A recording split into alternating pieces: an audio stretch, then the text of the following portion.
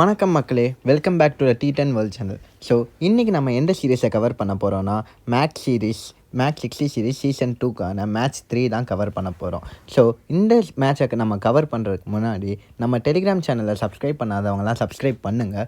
Because இந்த Telegram சேனலில் தான் நம்மளுடைய final dream 11 team and Mega பாரியோட ஜாக் பெட்ஸ்லாம் அவைலபிளாக இருக்குது. ஸோ நான் டெய்லியும் கொடுத்துட்ருக்கேன். ஸோ சீக்கிரமாக ஜாயின் பண்ணாதவங்க ஜாயின் பண்ணுங்கள். நீங்கள் டெலிகிராமில் T10 வேர்ல்ட் அப்படின்னு சர்ச் பண்ணாலே வந்துடும். அண்ட் அதையும் தாண்டி நம்மளோட டெலிகிராம் சேனல் லிங்க்கை நம்ம டிஸ்கிரிப்ஷனில் கொடுத்துருக்கேன். ஸோ சீக்கிரமாக ஜாயின் பண்ணுங்கள் மக்களே. வாங்க மேட்ச்க்குள்ளே போகலாம். ஸோ இப்போ பார்த்தீங்கன்னா இன்றைக்கி மேட்ச் 60 சீரீஸ்க்கான match 3 Florida Lions versus Miami Blaze நடக்க போகுது. இது எங்கே நடக்க போகுது பார்த்தீங்கன்னா கேமன் ஐலண்ட்ஸில் இருக்க ஜார்ஜ் டவுனில் ஜிம்மி போவல் ஓவல் கிரவுண்டில் தான் நடக்க போகுது. இது பார்த்தீங்கன்னா இன்றைக்கி நைட் 12:45 PM, அதாவது இன்றைக்கி 18th ஜூலை 2025 12:45 PMக்கு நடக்க போகுது. ஸோ ஃபஸ்ட்டு ஃப்ளோரிடா லயன்ஸோட பிளேயிங் 11s பார்க்கலாம். ஃபஸ்ட்டு பார்த்தீங்கன்னா ஏ ஜான்சன். இவர் ஒரு ரைட் ஹேண்ட் பேட்ஸ்மேன். இவரோட லாஸ்ட் 5 மேட்சோட ரீசன்ட் ஃபார்ம் பார்த்தீங்கன்னா 4 runs 0 runs 5 runs 34 runs and 0 runs. அடுத்து பார்த்தீங்கன்னா allrounder R Cornwall.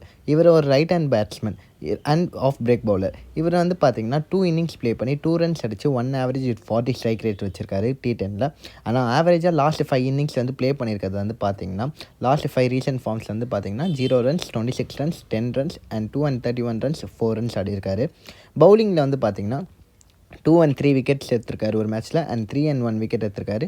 1 wicket 3 wicket எடுத்திருக்காரு. ஸோ பவுலிங்கில் சூப்பராக இவர் போட்டிருக்காரு. ஸோ இவர் ஆனால் இவர் நல்ல ஒரு ஆல்ரவுண்டரும் கூட.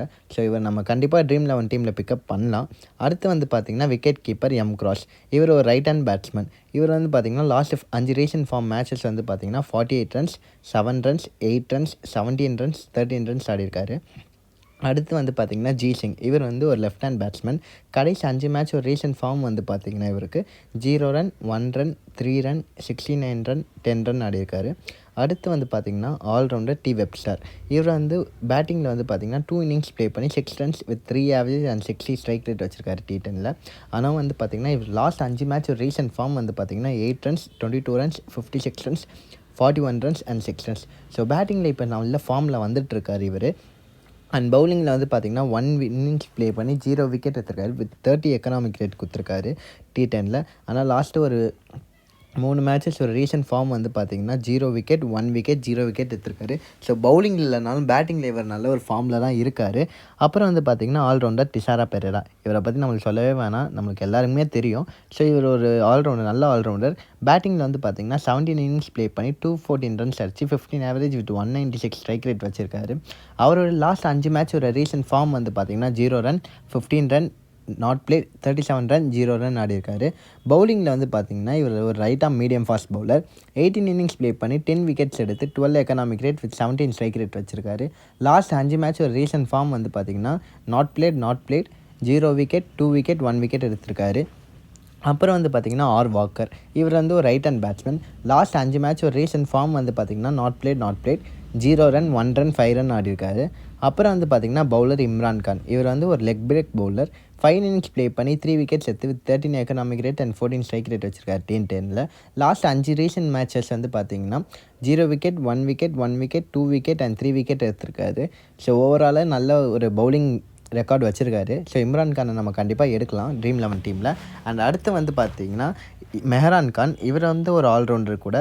ரைட் பேட்டிங்கில் பார்த்தீங்கன்னா லாஸ்ட் 5 மேட்ச் ஒரு ரீசன்ட் ஃபார்ம் பார்த்தீங்கன்னா 6 runs 3 runs 2 runs 18 runs and 10 runs ஆடியிருக்காரு. பவுலிங்கில் பார்த்தீங்கன்னா ரைட் ஆம் மீடியம் ஃபாஸ்ட் பவுலர். இவர் லாஸ்ட் 5 மேட்சஸ் ஒரு ரீசன்ட் ஃபார்ம் பார்த்தீங்கன்னா 0 wicket 1 wicket 1 wicket 0 wicket and 1 wicket எடுத்திருக்காரு. ஸோ நெக்ஸ்ட் பார்த்தீங்கன்னா டி ஜான்சன். இவர் ஒரு ரைட் ஆம் மீடியம் பவுலர். கடைசி 5 மேட்ச் ஒரு ரீசன்ட் ஃபார்ம் பார்த்தீங்கன்னா 1 wicket 0 wicket 0 wicket 1 wicket and 2 wicket எடுத்திருக்காரு. அண்ட் லாஸ்ட்டாக பார்த்தீங்கன்னா எல் கேமேஜ். இவரும் ஒரு ரைட் ஆம் ஃபாஸ்ட் மீடியம் பவுலர். இவர் லாஸ்ட் 5 மேட்ச் ஒரு ரீசன்ட் ஃபார்ம் பார்த்தீங்கன்னா not plate 3 wicket not played 1 wicket and 0 wicket எடுத்திருக்காரு. ஸோ இதுதான் பார்த்தீங்கன்னா ஃப்ளோரிடா லயன்ஸ் ஒரு பிளேயிங் 11s வித் அண்ட் அவங்களுடைய ஸ்டாட்ஸு. இப்போ பார்த்தீங்கன்னா மியாமி பிளேஸ் ஒரு பிளேயிங் 11ஸை பார்க்கலாம். ஸோ மியாமி பிளேஸ் ஒரு பிளேயிங் 11s வித் ஸ்டாட்ஸ் பார்க்க ஆரம்பிக்கலாம்.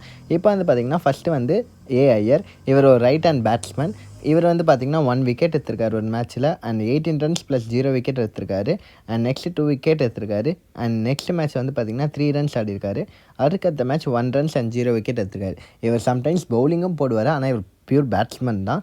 ஸோ எப்போயாவது பவுலிங் கொடுப்பாங்க. ஸோ அதெல்லாம் அப்படி கொடுத்துருக்கோம். அண்ட் நெக்ஸ்ட் வந்து பார்த்திங்கன்னா ஆங்கிலோ பெரேரா. இவர் வந்து பார்த்திங்கன்னா ஒரு right hand batsman.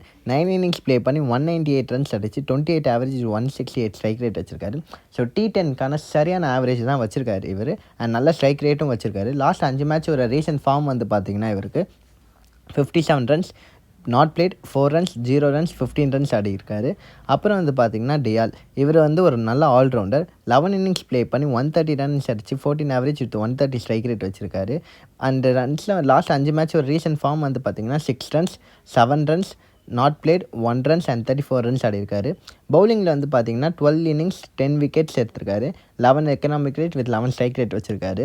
And last 5 match ஒரு ரீசன்ட் ஃபார்ம் வந்து பார்த்தீங்கன்னா பவுலிங்கில் அவருக்கு 0 wicket, 1 wicket, not played 4 wicket எடுத்திருக்காரு. அப்புறம் இப்போ வந்து பார்த்திங்கன்னா இந்த பிளேயரை எல்லாருக்குமே தெரியும். பங்களாதேஷோட கேப்டன், நிறைய பெரிய ஒரு அக்ரெசிவான கேப்டன், ஆல்ரவுண்டர் இவர்.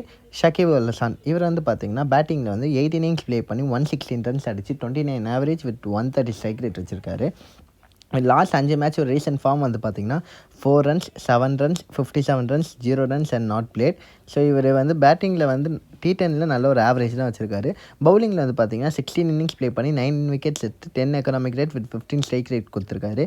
அண்ட் வந்து பார்த்திங்கன்னா லாஸ்ட் 5 மேட்ச் ஒரு ரீசன்ட் ஃபார்ம் வந்து பார்த்திங்கன்னா 0 wicket, 0 wicket, 4 wicket, 0 wicket and 1 wicket எடுத்திருக்காரு.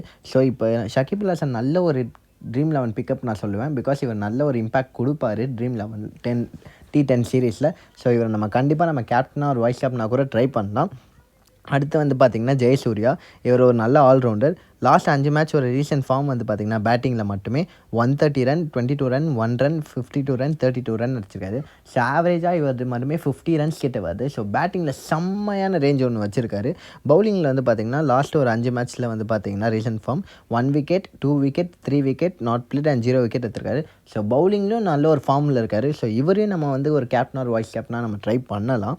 அடுத்து வந்து பார்த்திங்கன்னா wicket keeper R Foster, right hand batsman. இவர் வந்து பார்த்திங்கன்னா எந்த மேட்ச்சும் இது வரைக்கும் ப்ளே பண்ணதில்லை. இன்றைக்கி தான் ஃபஸ்ட் மேட்ச் ப்ளே பண்ண போகிறாரு.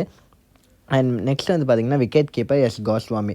இவர் வந்து ஒரு லெஃப்ட் ஹேண்ட் பேட்ஸ்மேன். ஸோ இவருடைய லாஸ்ட் 5 மேட்ச் ஒரு ரீசன்ட் ஃபார்ம் வந்து பார்த்திங்கன்னா 10 runs, 42 runs, 27 runs, 24 runs and not played. So இவர் கடைசி பார்த்திங்கன்னா நல்ல ஒரு ஆவரேஜ் பேட்டிங் ஆவரேஜ் வச்சிருக்காரு. ஸோ இவரையும் நம்ம கண்டிப்பாக ட்ரீம் 11 டீமில் எடுக்கலாம். அடுத்து வந்து பார்த்திங்கன்னா பவுலர் ஏதார். இவர் வந்து பார்த்திங்கன்னா ஒரு லெக் பிரேக் கூகுளியர். 2020 மட்டும் பார்த்திங்கன்னா 3 இன்னிங்ஸ் ப்ளே பண்ணி 2 ரன்ஸ் எடுத்திருக்காரு வித் 0 விக்கெட்ஸ் எடுத்திருக்காரு. இவர் வந்து பார்த்திங்கன்னா பவுலிங்கில் கொஞ்சம் மீடியமான பவுலர் தான் நான் சொல்லுவேன்.